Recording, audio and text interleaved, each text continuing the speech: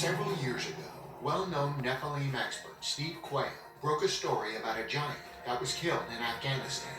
He had an interview with the pilot that flew the giant's body out on a C-130 aircraft. The story was covered on the net and on Coast to Coast AM with popular radio host George Norman. Back in December of 2008 in LA, Steve Quayle was on the program, as he's been so often, and he brought us that pilot anonymously. Pilot did not want his name disclosed, and he talked about this very bizarre story of how he flew this dead giant out to some base in Ohio.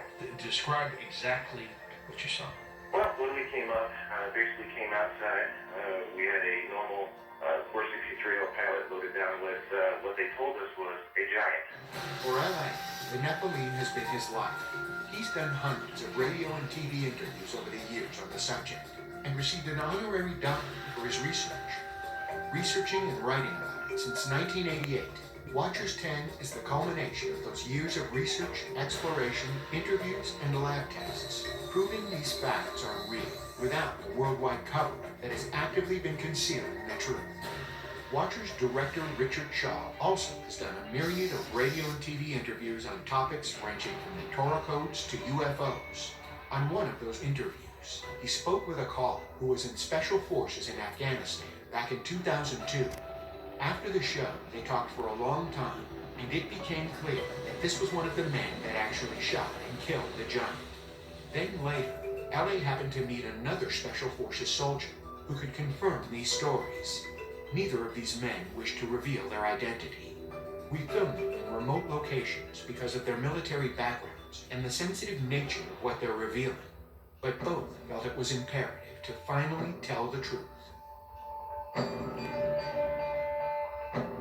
You were in Afghanistan in 2002, and you were called into a very remote section of Afghanistan because a patrol had basically gone missing. Exactly. Okay. Exactly. Well, just around for miles. Right. Very remote. Yeah, very remote. So we flew in to about 4 kilometers.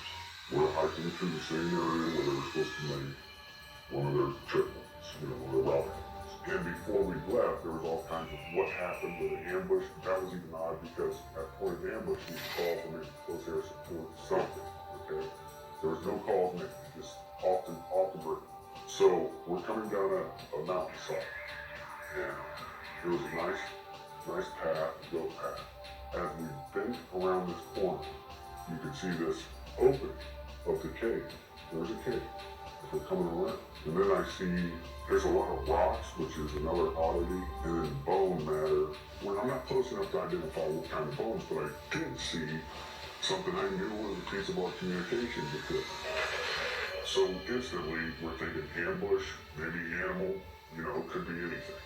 And there was enough room in front of this cave, but it had a sheer drop off.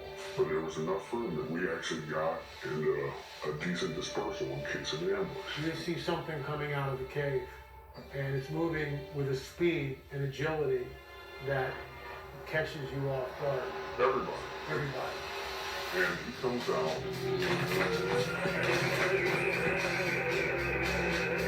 It was a man at least 12 to 15 feet. This is a monster. Red beard, then his hair was long past the shoulder, a scarlet red, and Dan runs at him and starts shooting, which broke all of us into the reality. Because it was so real. Now your training is kicking in. Oh yeah, okay. Muscle memory. Yeah, complete muscle memory. While Dan is moving at him, another bro of mine's laying down fire and I start firing. He skewers Dave. He's now got him on this pipe. They went through. And he's still got him. And he's coming after more. We all just clicked in. I don't know what it was, but I remember we're all like, shoot him in the face. Shoot him in the face. And our weapons components were in four. We had 308s. And we had barricades. This is sounding longer than it took. We're talking 30 seconds. And he's taking multiple hits. And it's still moving.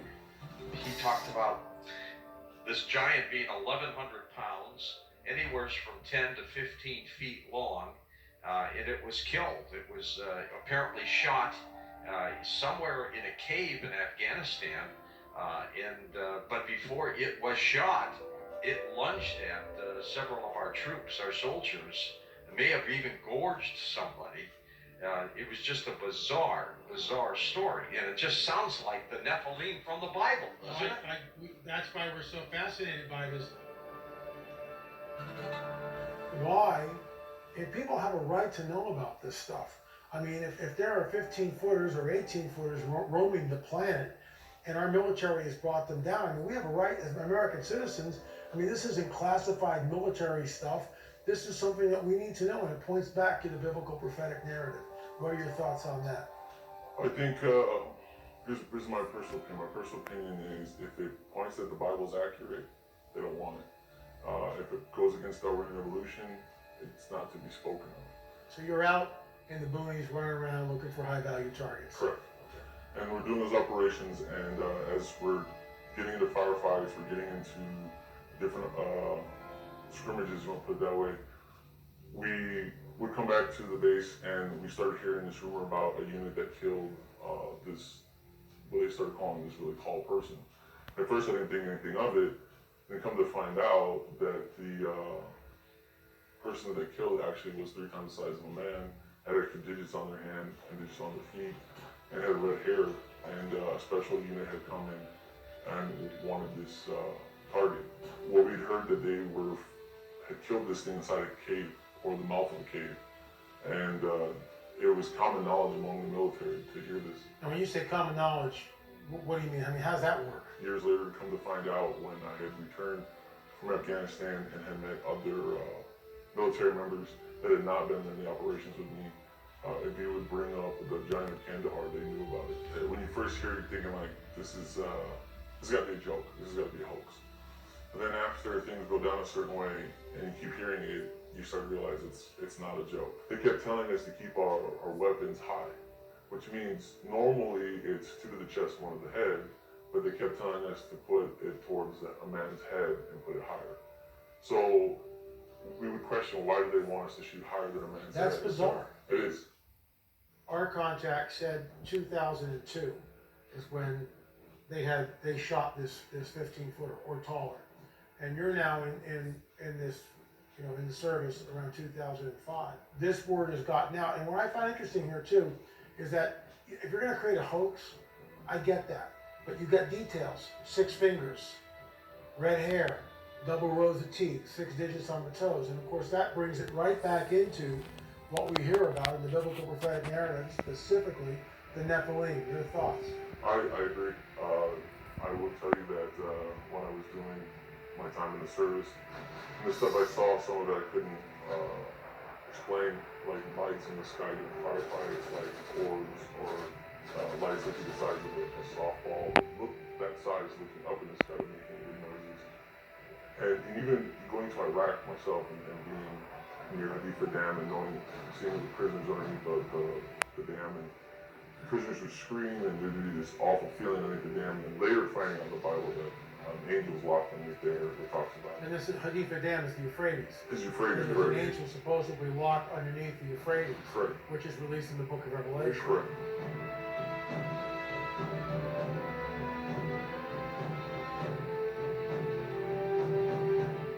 That's bizarre. So you're actually at this site, and soldiers are being locked in prison underneath the Hadifa Dam, Correct. and they're freaking out. They're freaking out. They said they could feel it. In fact, the people who would guard them they would draw straws to see who would actually take them. No one wanted to do it. Nobody wants to go down. Going back to Afghanistan, we would hear these things. We would hear the locals talk about rumors of these giants. What would the locals say? How would they talk about it? They say that they lived in the caves and they would eat people, and They were cannibals. they were cannibals. And we, at the time, chalked it up to our United States as Bigfoot.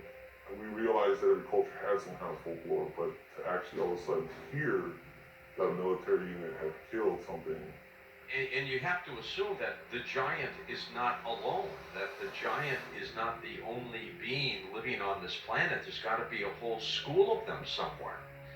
And, you know, maybe he's got a female mate, maybe he's got children, who knows? Unfortunate that he had to attack our soldiers rather than be somewhat peaceful, but I guess that comes with the territory. Dan was dead.